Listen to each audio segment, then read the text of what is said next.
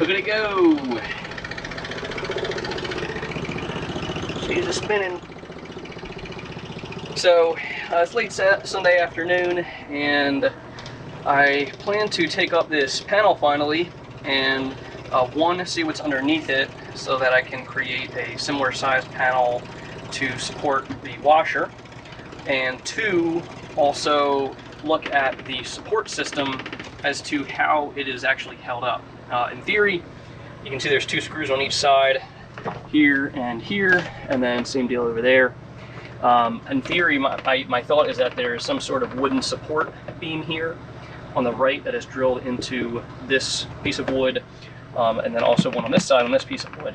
So I'm going to take that up, look at the support structure, determine what modifications I need to make to the support structure. So most likely you just need to raise the rear portion up to make it level, and then place the piece of wood back down in order to determine exactly what size piece of wood I need. Alright, so as I suspected, there's quite a bit of mold, you can see there, and rot from the wood, since this was the area where the window was leaking pretty extensively when I first bought the boat. Now the window hasn't leaked since I repaired it, but I haven't brought this panel up since I purchased the boat. Therefore you can see all of the wonderful grime down there. And we also have our sanitary hose there for the head, which I was pretty sure went through this area, because I couldn't really think of anywhere else that I could possibly get from the back of the boat to about midship, but it's good to know that it is located in here, and I have access to it in here in the event that I probably will be replacing it soon in the future. So I'll go ahead and get this cleaned up. I'm not too worried about cleaning the wood, since this piece of wood will be trashed, but get rid of all that mold and then work on re-leveling these wooden pieces there. And here we have our newly leveled platform for the washer.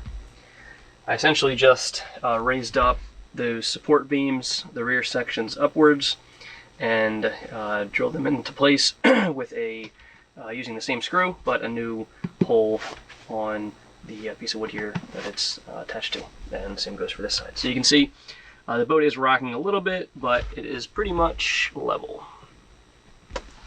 Now, oddly enough, it's not perfectly level this way, so I might have to raise up this side just slightly, both the screws, in order to get it level. This is technically forward and aft, but for the washer, it's going to be left part of the washer, right part of the washer. Alright, so from a directional perspective, if you remember, when you're looking at where the panel sits in, so essentially this is the forward piece that faces outwards. Now if you think of in location of the boat, this is technically forward, this is aft, this is port, and this is starboard.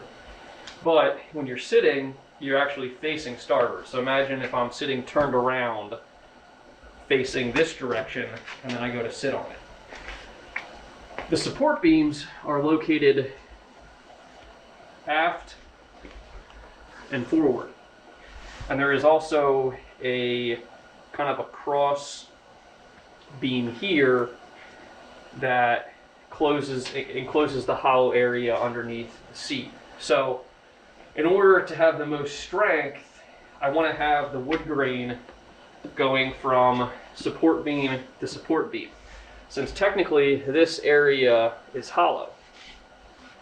And you can see that if you look at this wood from the side, it's actually multiple segments joined together. So rather than orienting the cutout this way, which would have this whole area hollow, and then there would be a lot of downward force directly running along where these are joined, that probably wouldn't be optimal, since these are probably just joined by some glue. So in reality, we want the most stress to be absorbed kind of from this area, such that it's cross perpendicular with the wood grain. Apologies for the stark contrast there due to this lighting here coming in from the garage window, but I went ahead and cut off the one side here, so you can see the piece of additional wood down there.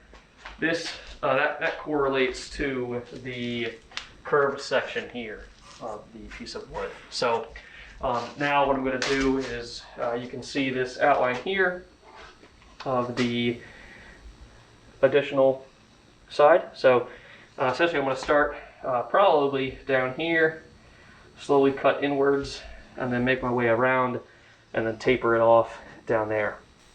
All right, we were all cut.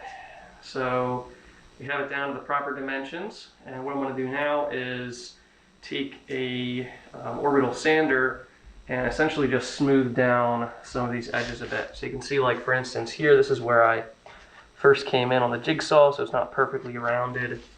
And then also had one or two little nicks here and there, so right about here. So take some of these edges down, and then eventually I'd also like to get the edge of this so that it sits flush with the curvature of the hull. So basically I will take this edge, the bottom edge, sorry it's so bright, take that bottom edge there and essentially just bring that inwards slightly.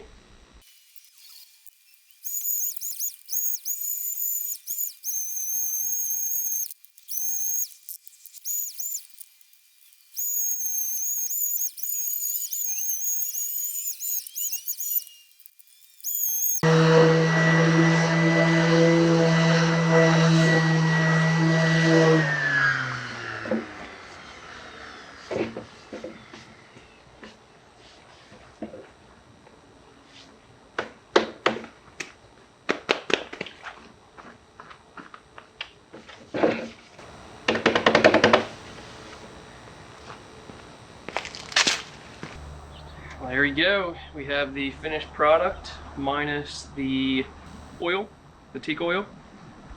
So it is a little bit damp right now. I just wet it down with a cloth to get as much of the sawdust off as I could. You can see it from all angles. I was able to get this edge kind of angled in a little bit, but you can see there. And we got all the edges nice and smooth and rounded. And it's pretty much ready for install.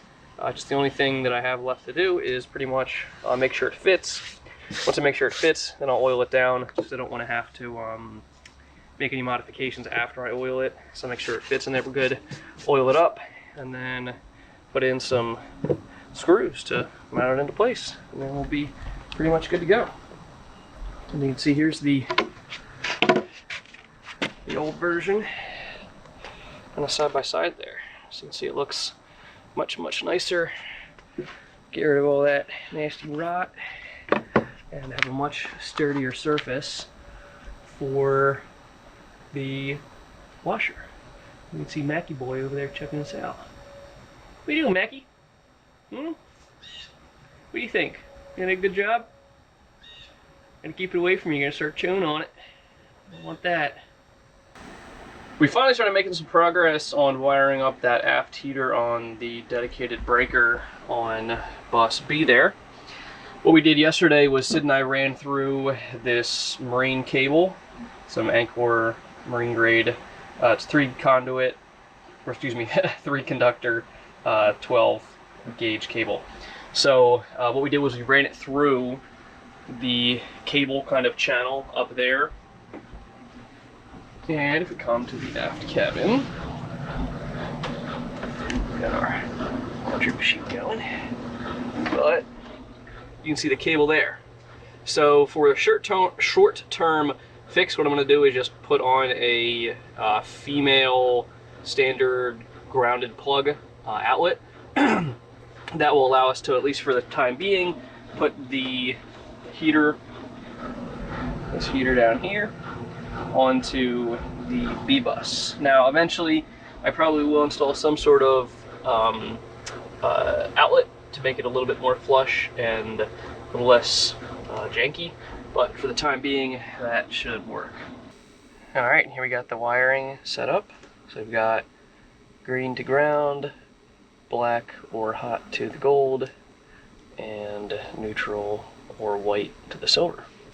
So I'm just going to finish putting on the little socket boot and then get it wired up on the panel. So we got our wire here for the aft heater, and I am essentially just putting on some connections, crimping on some heat shrink connections here, so that we can connect it into the back of the electrical panel there.